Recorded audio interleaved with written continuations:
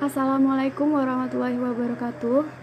Perkenalkan, nama saya Febriana, NIM 18032 11000031 dari kelas EPPA. Kali ini saya akan menjelaskan hasil analisis fungsi produksi frontier stokastik dari produksi jagung di wilayah Madura. Variabel yang digunakan ada 4 dan terdapat 120 responden. Berikut merupakan data input produksi jagung di wilayah Madura. Sebelumnya, untuk melakukan analisis tersebut ada langkah-langkah yang perlu dilakukan. Langkah pertama, masukkan data mentah pada Excel yang terdiri dari nama responden, jumlah produksi, serta input-input yang digunakan dalam data tersebut.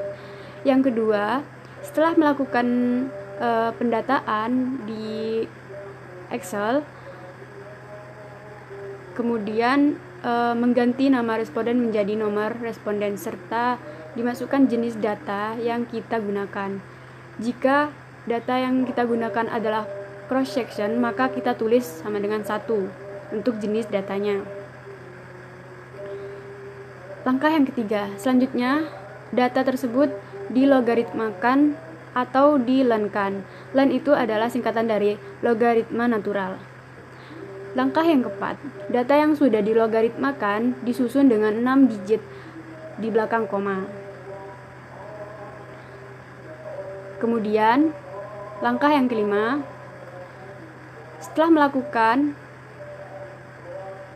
melakukan logaritma, data dapat disimpan pada folder frontier dengan menggunakan extension ms-text. Langkah yang keenam, data yang sudah tersimpan pada folder frontier dapat diubah extensionnya dalam bentuk penamaan di belakangnya dengan menggunakan data. Setelah itu, data diolah menggunakan file frontier.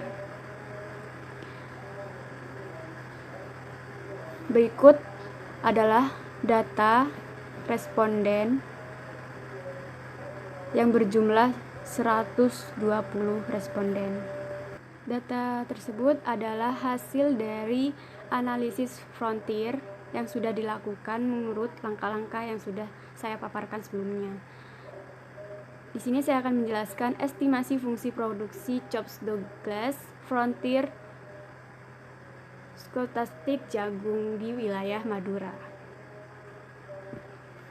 Berikut adalah output dari hasil analisis frontier. Berikut adalah beberapa uji yang dilakukan untuk menganalisis frontier. Kali ini akan melakukan analisis atau beberapa uji untuk mengetahui tingkat efisiensi masing-masing petani jagung jika menggunakan fungsi produksi Chops-Douglas frontier tersebut. Di sini dilakukan uji kode LR test, di mana dari hasil analisis frontier tersebut terdapat nilai LR test of the one side error sebesar 0,51248 sekian, di mana hasil uji yang digunakan untuk melihat adanya kasus inefisiensi di lapang dengan hipotesis H0 sama dengan tidak ada kasus inefisiensi di lapang. H1 artinya terdapat kasus inefisiensi di lapang. Dari hasil analisis frontier tersebut ditemukan nilai RR sebesar 0,5124 sekian atau dibulatkan menjadi 5,12 dan with number of restriction sebesar 1 serta taraf kesalahan 5%, maka dapat ditemukan nilai kode Palm sebesar 5,13. Nah, berdasarkan kode Palm itu dapat disimpulkan bahwa nilai LR lebih kecil dari nilai kode Palm. Artinya bahwa dalam analisis data ini tidak ada kasus inefisiensi di lapang atau H0 diterima. Berikutnya, interpretasi nilai gamma. Nilai gamma yang sudah dianalisis dari analisis frontier menghasilkan koefisien sebesar 0,08522 sekian, dan untuk standar errornya 0,118 sekian, dan T rasionya sebesar 0,6799 sekian. Untuk menginterpretasi nilai dari gamma, sebelumnya kita mencari atau menghitung T hitungnya, di mana T hitungnya tersebut diperoleh dari nilai T rasio, yakni sebesar 0,6799 atau 67, dan nilai dari T tabel sebesar 1,97 sekian dengan alfa 5%. Maka berdasarkan nilai yang sudah diketahui, T hitung lebih besar dari T tabel, yakni sebesar 80%. Error term disebabkan karena inefisiensi teknis. Ketidakmampuan petani dalam menghasilkan produktivitas tinggi itu disebabkan oleh 80% karena inefisiensi teknis, sedangkan sisanya 20% disebabkan karena adanya resiko. Dengan catatan alfa yang digunakan sebagai penelitian sebesar 5% atau 0,05. Berikutnya, uji pengaruh dari variabel bebas. Berdasarkan hasil analisis frontier yang sudah dilakukan sebelumnya, terdapat variabel 1 yakni benih yang memiliki nilai T rasio sebesar min 0,74, di mana kurang dari nilai dari T tabel, yakni sebesar 1,97. Maka artinya tidak signifikan.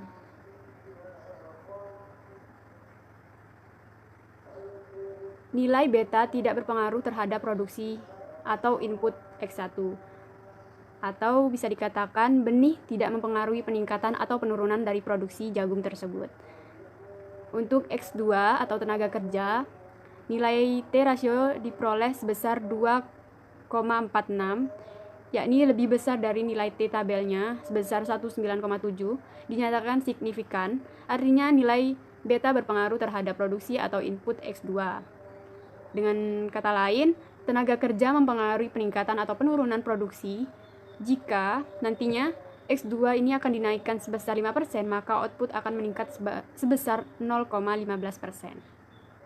Dan untuk X3 atau pupuk kandang memiliki nilai T rasio sebesar min 2,44, yakni kurang dari T tabel sebesar 197, yang dinyatakan tidak signifikan, di mana memiliki arti nilai beta tidak berpengaruh terhadap produksi atau input X3, di mana dikatakan pupuk kandang tersebut tidak memiliki pengaruh dalam peningkatan atau penurunan produksi. Dan yang terakhir, X4, variabel X4, yakni pupuk fosfat, di mana memiliki nilai T rasio sebesar 3,56, lebih besar dari T tabel sebesar 1,97, yang dinyatakan signifikan, di mana artinya nilai beta 4 berpengaruh terhadap produksi atau input X4. Bisa dikatakan pupuk fosfat tersebut berpengaruh dalam peningkatan atau penurunan produksi. Dan jika petani atau X4 dinaikkan sebesar 5%, maka output akan meningkat sebesar 0,42%. Berikut adalah data hasil analisis frontier technical efficiency estimate.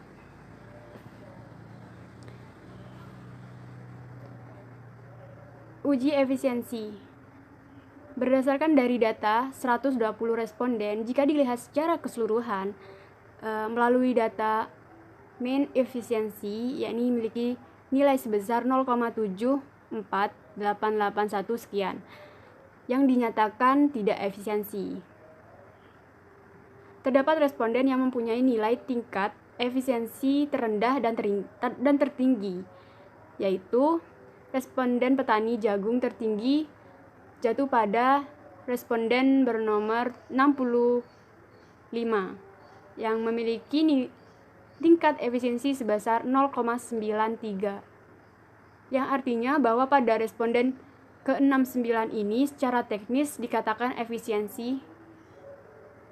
Nah, hal ini dibuktikan bahwa nilai tingkat efisiensi pada responden 65 lebih besar dari 0,8. Dan responden petani jagung terendah yaitu jatuh pada responden nomor 55 dengan nilai tingkat efisiensi sebesar 0,25 sekian, yang artinya bahwa pada responden ke-55 secara teknis dikatakan tidak efisiensi. Hal ini dibuktikan bahwa nilai tingkat efisiensi pada responden nomor 55 lebih kecil dari 0,8.